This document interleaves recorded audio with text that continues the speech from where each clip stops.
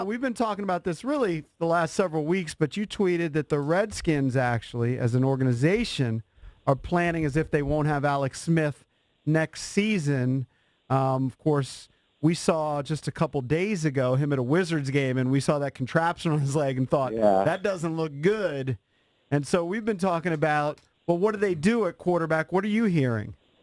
Yeah, well, first on Alex Smith, I mean, it was, I thought worth tweeting yesterday, but obviously not much of a surprise. I think anyone who, has followed very closely knows that, I guess there is a chance he plays, but it is not a good one. I know they've been optimistic. Yeah. They have faith in him. I know they've kept it very positive, but my understanding is they are planning that the 2019 season will not include him. And, as far as, which doesn't necessarily mean that he's done forever, but it does mean that, he has he has a very long road back.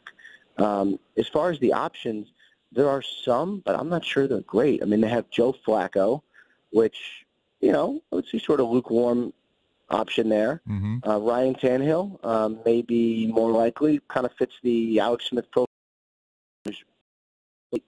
along with being a pretty good passer. And when healthy, he's been good. You have Blake Bortles, another really good athlete who has been, what we've seen. And that's kind of it. I don't know if Teddy Bridgewater gets out of New Orleans. I don't believe Case Keenum gets cut at this point. And then it's either that or draft a quarterback. The options, unfortunately, this year are not fantastic. I think they have to draft just from a financial perspective, right? Because all those guys you mentioned, even though they're too expensive for what they're saddled with salary-wise now. Yeah, I don't know that the quarterback market is going to be crazy this year. Like last year, Case Keenum getting $18 million a year was, I would say, somewhat crazy. Sure, but even $8 million is too much. Right. Especially when you consider that $71 million guaranteed for injury from Alex Smith, he's getting all of that without probably playing. So that hurts you anyway. Here's the problem, though. It's the draft. I don't know where the quarterbacks are going to go. It's still 3 months away, 4 months away, whatever it is. What if the Redskins don't get one? That's the problem. And what we've seen teams do now, we saw the Cardinals do it. We've seen the Bills do it. We saw the Browns do it. Everyone prepares themselves as if they get no quarterback, and then when they get one, they figure it out. I don't know that the Redskins can just bank on, okay, the quarterback we like is definitely going to be there because it's the draft. They may not. And they also can't go into next season with Colt McCoy because he's just not going to sell any seats. You know what I mean? You can't sell the fans on any hope if Colt McCoy's your starter week one. You've got to have at least a guy that you've drafted that you can tell the fans, hey, we're going to groom this guy. Maybe he'll be ready by the middle part of the year. The fans need some reason for hope. Or you go out and get, like you said, one of those guys. I don't think any of them are real exciting, but it's better than Colt. And I like Colt. He's a great guy, but he's just not good enough.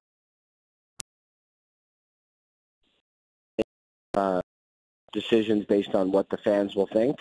I think that's kind of when you end up trying to make a splash rather than real, addition to your football team. That said, there's been a lot of internal praise and optimism and everything of Colt McCoy over the last 3 years, especially as it related to Kirk Cousins. I heard it endlessly from people inside the organization. We love Colt, like he could be the starter, whatever. But then we saw him, and it wasn't quite like that. So I think had he not played last year, everybody would be okay going to the season with him as a starter and then drafting someone. I am not sure you can do that now because does anyone believe that he is the surefire 100% start? Maybe they do, but obviously he'd have to play better than he did last year, frankly. Mm-hmm. What do you think the market for a guy like Nick Foles is? I think right now Foles seems like the only one who is really going to probably get paid in the $20 million range. And honestly, he should. Super Bowl MVP, when he's been in, he's played well, especially at the end of the year when it all counts. I just think for the Redskins' perspective, I don't see any way he gets there. The Eagles are going to try to trade him. They're going to try to make sure that they are involved in the process of him finding a team. In other words, if I don't see any scenario where they just cut him loose and say, all right, pick your team, because he might pick the Redskins. I don't think the Eagles will let that happen. I think they're going to make sure that it's a trade, that Foles is involved, that everyone's happy, and that he doesn't stay within the division.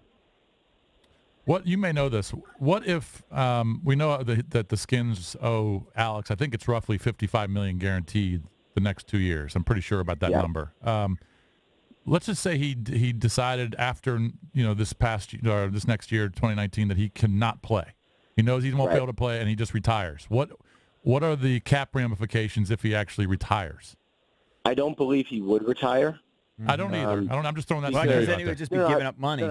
No, I'm just saying, he might actually fundamentally retire, but it would never be called a retirement. It would be called a failed physical and then a release, and then he would move to the retirement list. So the money is basically counting anyway. Okay. There's no way that Alex Smith gives up $16 million just for the good of his own heart. So it might. I mean, it's the same thing. Like when I would talk last year about, say, Cliff Averill, for instance, his retirement, and I would get pushback. Don't call it a retirement. It is a fact that it's a failed physical because he is getting his guaranteed money. Same thing with Cam Chancellor. Right. That's why these guys sign these deals. No, I realized he was going to get the money. I was just wondering if there was a roundabout way he still gets paid and the ramifications are less. No, in short, the Redskins are screwed for the money regardless of what he decides or calls it. But, all right, before we let you go, I just want to get your sort of global perspective on this team. Do you believe, what is sort of your impression? Is your impression of the Redskins that they're as big a dumpster fire as we believe, looking at them up close? I'm wondering what the national perspective is. Because it looks freaking hopeless. They promote Bruce to the staff. They've got no quarterback. They've got no skill position players that can stay healthy. It's just a disaster. It's just bad. The attendance is as bad as it's ever been. Attendance is bad. I mean, that's definitely true. And then, obviously, a lot of the marketing people that were hired to fix that are gone. No longer working for the organization. I would say I still, right now, see the Redskins in a similar place as I did last year. No quarterback, but and Alex Smith played well. I remember when he got injured, I tweeted something about a good quarterback, and everyone pushed back like he's not good. I know he wasn't playing great at all times last year.